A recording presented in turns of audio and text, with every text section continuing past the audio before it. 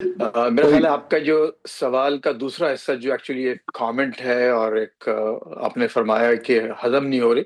तो बिल्कुल सही बात है, आपको हजम होना भी नहीं चाहिए और ऐसी सूरत हाल है भी नहीं। हम्म। जहां तक जो पहला हिस्सा है आपके सवाल का कि क्या एग्जॉस्ट हुए हैं हम्म। और थक, अब इसका मतलब ये होगा कि थक के बैठ गए हैं। नहीं। तो देखिए, उसको मैं थोड़ा सा रिफ्रेश करूंगा। प्लीज। एग्जॉस्ट होने के बजाय जो इस वक्त यहाँ जो सिचुएशन है और जो बात सामने आई है कल ही यहाँ पर, जेडी वैंस और जनरल डैन केन जो जी। कि इस पूरे ऑपरेशन को देख रहे हैं। हम्म। और जेडी वैंस आपको मालूम है कि वो वाइस प्रेसिडेंट जो कि शुरू ही से इस जंग के मुखालिफ रहे हैं और उन्होंने हमेशा एक डी एस्केलेशन ही को प्रमोट किया है और प्रपोज भी किया है। तो कल ये उनकी मीटिंग हुई व्हाइट हाउस में दोनों की। हम्म। और उसके बाद फिर ये तय पाया कि इस वक्त जो 13 रोज की तकरीबन 2 हफ्ते मुसलसल बॉम्बिंग की गई और उसको दिन ब दिन बढ़ाते रहा गया मामले को। जी सर। तो उसके जो है वो रिटर्न्स या वो जो नताइज हासिल करना चाहते थे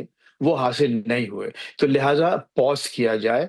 और दो बातें होंगी उसमें, या तो ये कि निगोशिएशंस को दोबारा मौका दिया जाए, हम्म। क्योंकि ईरान की तरफ से भी कुछ ऐसे इशारे आए। इराक़ची साहब ने बयान दिया और उसके बाद कुछ दूसरे भी ऐसे हवाले सामने आए कि लगता ये था कि ईरान भी इस बात पर रजामंद है कि इस एक निगोशिएशंस को, मुज़ाकरात को दोबारा मौका दिया जाए। तो यहाँ पर भी यही बात कही गई कि मुज़ाकरात को दोबारा मौका दिया जाए। दूसरी बात ये कि अगर, चूंकि अब अगर मुज़ाकरात कामयाब नहीं होते, ठीक है, और मुज़ाकरात इनके अपने मकासद को पूरे करते नजर नहीं आते, जी। तो जो अगला फेज होगा वो ऐसा होना चाहिए कि जिससे अब जो इस वक्त जो असर नहीं हुआ, जो एक चाहा जाता था, जो हम्म। जो रिक्वायर्ड था, वो अगर नहीं हुआ तो अब आइंदा वो कौन सा फेज होगा जिससे कि मतलूबा नताइज हासिल कर किए दुरुस्त जा बात सकते है, हैं। दुरुस्त तो बात है। ये एक यहाँ पर एक फैसला है। और देखिए, जहां तक उसकी बात है कि जंग खत्म हो गई है, सीज फायर हो गया, ये एक एकतरफा सीज फायर है ट्रंप की तरफ से। जी। ईरान ने, आपने देखा कि ना कोई ऐसा ऐलान किया, बल्कि वो जो एमओयू है तो उन्होंने भी उसको बाकायदा अपने तौर पर तो उसको मनसूख ही कर दिया है। लेकिन आप देखिए, जंग के जो दूसरे मामलात हैं सना, वो भी बड़े खतरनाक इशारे आपको दे रहे हैं। अब ये जंग सिर्फ एक पानी तक नहीं बल्कि 3 पानियों तक फैल गई है। उम्दा ईरानी बात। जहाज पर कैस्पियन सी पे हमला किया यूक्रेन ने।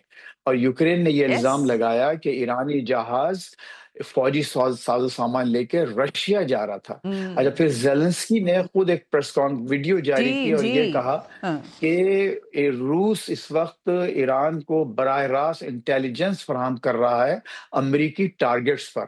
तो एक तरफ वो, फिर बाबुल मंदब का दूसरा बहुत बड़ा महाज खुल जाना, फिर इसके बाद कुवैत का पाकिस्तान को रीच आउट करना और उनके साथ एक डिफेंस स्ट्रेटेजिक पैक्ट जी। साइन करने की आमादगी जाहिर करना। हम्म। अमेरिका का सिविल न्यूक्लियर प्रोग्राम सऊदी अरब को ऑफर करना। हालांकि अभी उसमें थोड़ा उन्होंने दोबारा एक नया रखना डाल दिया कि आप अब्राहम अकॉर्ड साइन करें फिर हम्म। हम देंगे। लेकिन वो बात आगे बढ़ रही है और बढ़ेगी आगे। तो ये मामला जो है कई कसीरुल जहती हो गया है। और इसको अब ये समझना कि ये क्या अभी खत्म हो गया, नहीं, मैं नहीं बिल्कुल समझता। दुरुस्त। ये अभी मजीद एक बहुत बड़े एस्केलेशन की तरफ जा रहा है। ये जो आप पॉज देख रहे हैं, हम्म। ये ट्रम्प साहब का एक, अगर इसको हम कह सकते हैं कि एक स्ट्रेटेजिक पॉज है।